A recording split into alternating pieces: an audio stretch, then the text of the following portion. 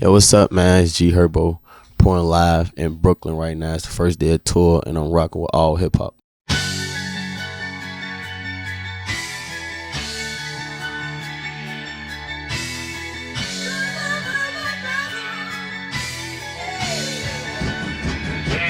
Herb, what's the word, man? How you doing? I'm good, man. Just chilling. How you feeling?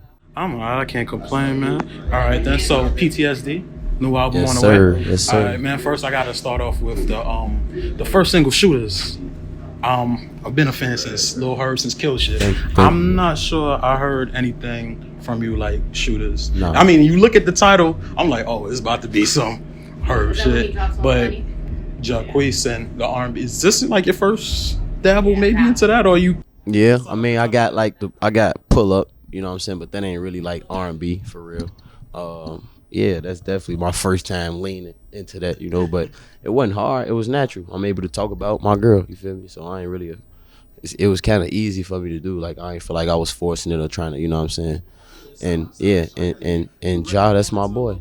Yeah, Ja, that's my boy, huh? You regret not going into it? No, everything happened perfectly at the perfect time. I'm the artist that I am because I'm the artist I am. So I don't feel like I never needed to do that. I just wanted to appeal to all audiences for real. You know what I'm saying? Okay, got you. Where do you get the name of the album from? PTSD. PTSD.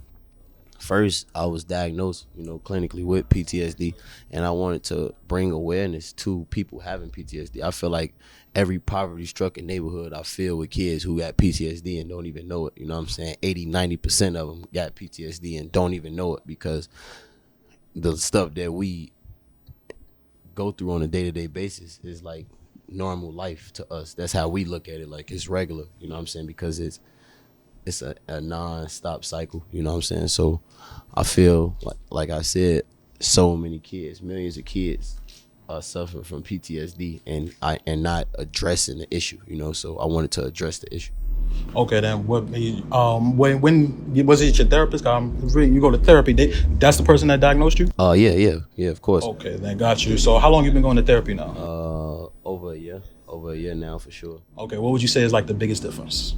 The biggest difference is just having somebody to talk to that really don't relate, you know what I'm saying, or that hasn't been through a lot of these situations, you know what I'm saying, the stuff that I've been through, and for them to tell you that it's not normal, because I thought it was normal. I thought I was normal. I thought wasn't nothing wrong with me, you know what I'm saying about. Yeah, so it was really somebody referred for me to, they referred for me to go to therapy. And since I've been, one session turned into five turned into 10. You know what I'm saying? Oh, so you wasn't expecting to keep going back? You just I just was trying to try it out for real. I was trying to see, like, because I didn't think it was for me. I'm like, how am I finna be able to talk to somebody about my life, my problems, who 9 times out of 10 never been to it? And then where I come from, you afraid to do that. It's so personal to you. You know what I'm saying? Like, I was so nervous, I broke my ID in half. Just talk. I didn't even notice I had my ID in my hand. That shit snapped. wow. Damn, shit is like kind of like vulnerability, bro. Like that's growth. I mean, not listen, bro. I'm telling you, like I've been listening to you for like Appreciate forever, it, bro. So it. like to hear you talk about this, Yeah. that's actually pretty dope, man. Yes, sir. Yes, sir. All right. Then, so as far as now, do you think like maybe like going to therapy and shit might take a little bit of the edge off your music? No, because I'm still, raw, and I grow as a person. So me growing probably gonna take a little bit of edge off my music. I'm real myself. I came in 16 in the game, really thugging. I was in the streets every day, all day. I'm not in the streets every day, all day. I got a crib that's worth a lot of money. You know what I'm saying? So it's like I'm gonna talk about my life. I'm not gonna talk about that if I'm not doing that anymore. You know what I'm saying? I could speak on when I did it. I could speak on people who are still doing it. So my music never gonna stay the same because that's just art. Okay, explain the album cover because I thought it looked pretty fly, but I want to hear from like your perspective what exactly the album cover is.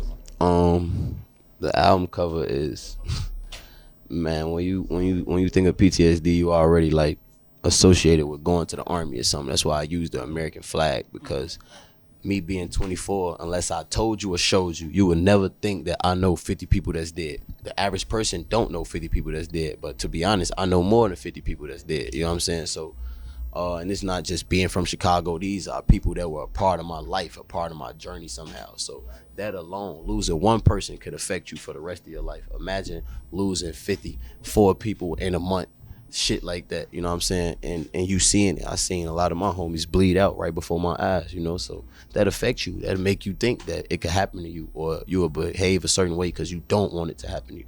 And that's why I used that cover. I wanted to bring people into my world. I've been dealing with death for a long time, and that alone would drive a person to saying it'll break you. It didn't break me, it made me. Got you. Speaking of death, you've had somebody like close that we all know close to you pass, Juice Wrld. How did you find out about that, and what was your like reaction? That's my little brother. How did I find out? I found out, my girl told me. You know, that's me. I'm no stranger to death, so I used to deal with it a certain way, but that's definitely something that I'm still dealing with. I'm gonna forever be dealing with, cause that was, Shorty was special to me. He was, you know what I'm saying, and he was special to everybody, of course, but me for sure.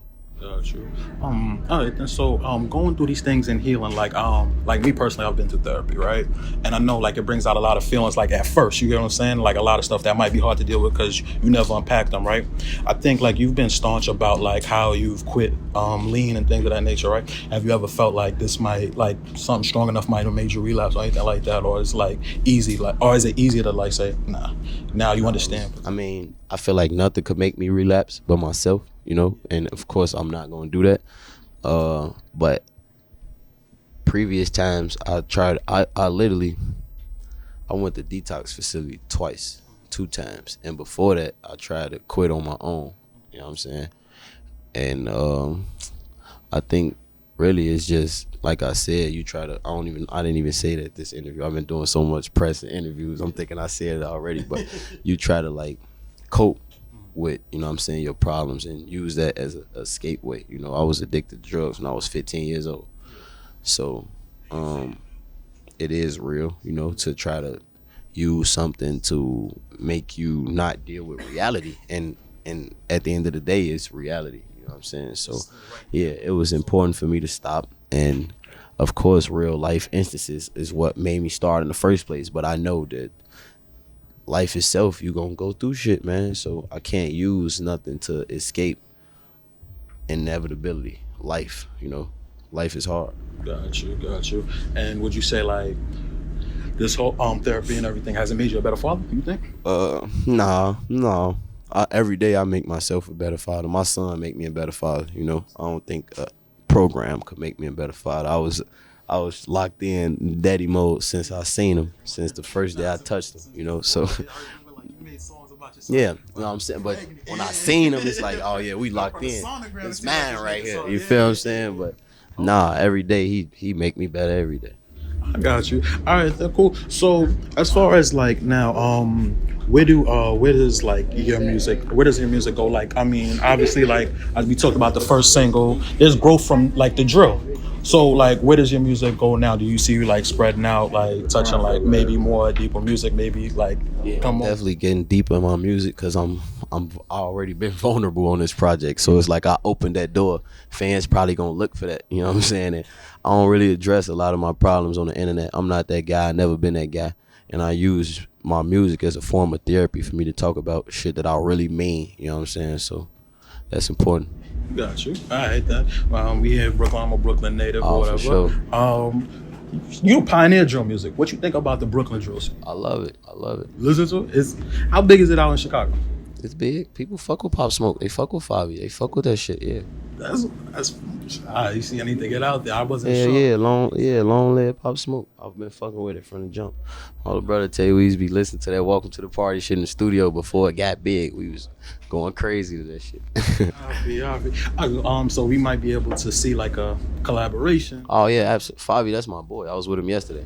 Hey, all right, copy. All right, how does something like, I mean, we talked about death so much, but obviously like Pop Smoke's death and stuff of that nature. Like, does it is it a reminder that it might be dangerous to be a rapper, or do you?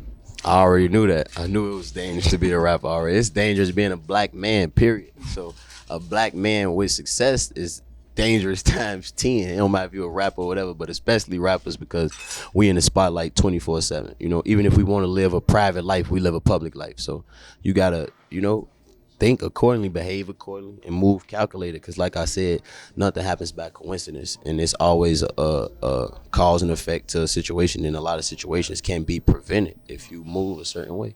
All right, then. So you would think you would agree that it is dangerous? Because I mean, Absolutely, yeah. I said it's hell yeah, it's dangerous being a black man. Period, bro. So if you a rapper, you a star, like you feel me? Hell yeah, it's dangerous because everybody not gonna be happy for what you got, and you gotta know that. You gotta know that everybody ain't happy for you.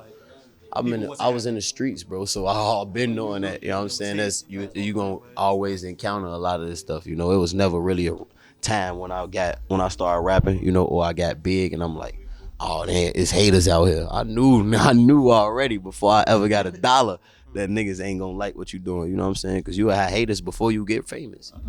True, son. All right, then. So it's been like a long road, my man Pat. He filmed your meet and greet. He's like, there's people like actually like crying to meet you and stuff like that nature. Yeah, it was crazy. How like coming from where you come from, you ever expected that happening? No. So how does that hit you when you see somebody like crying to meet you? Feel like, I wouldn't say it feel good because people go through shit. Ain't no telling what that girl went through that she cried as soon as she saw me immediately. She said she molested me. She was 12 years old. She 19. She was 21. I was going to buy a drink, like, relax, you feel what I'm saying? But I couldn't. That's why I asked how old she was. And, that's why I asked you if you see this. But, I never thought I'd be able to, touch people on this level. But that's because we all alike in a lot of ways. That was important for me to talk about shit like that. I'm just talk about the stuff I talk about. There's no telling. I couldn't even imagine.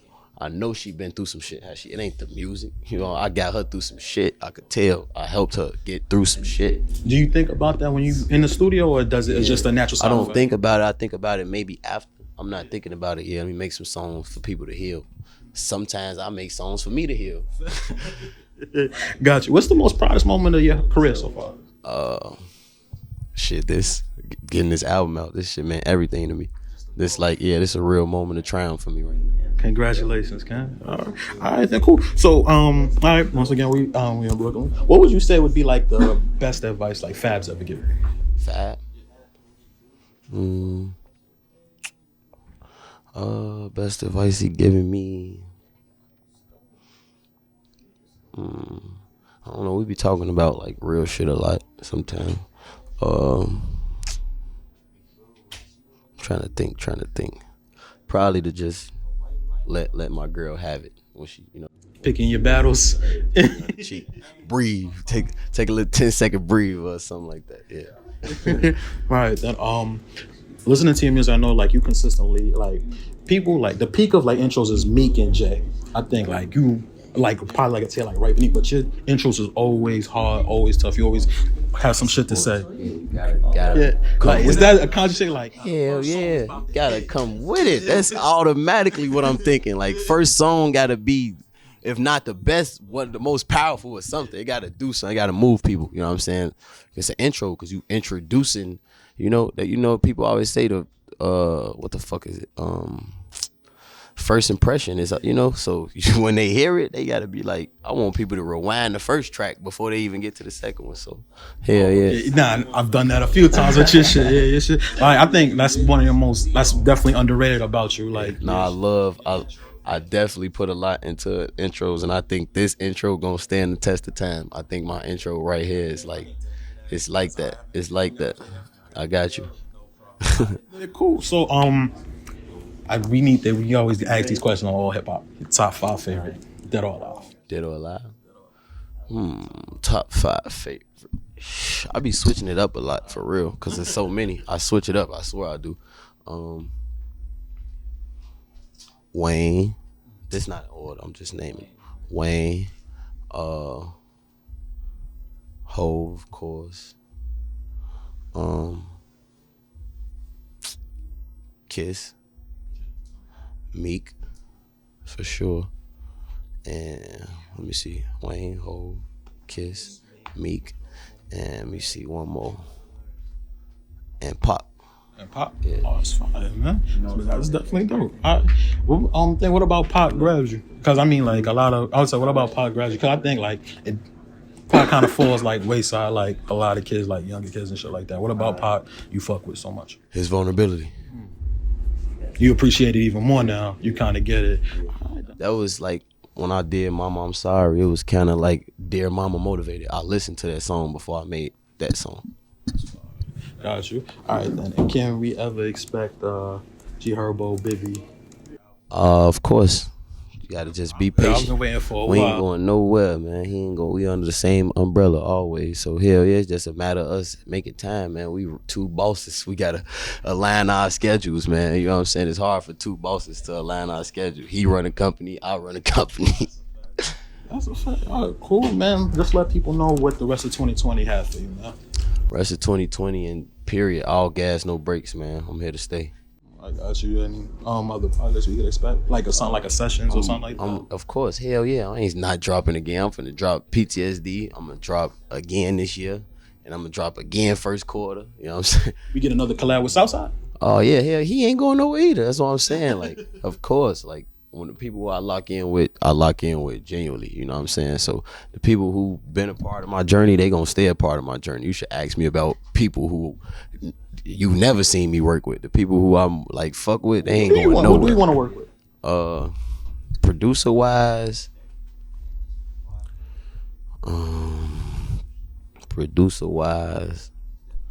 maybe like a Swiss. I want to do a project with no ID, a full project. A full project with you trying to get your 444 on? That's a fact. I want to do a full project with no ID.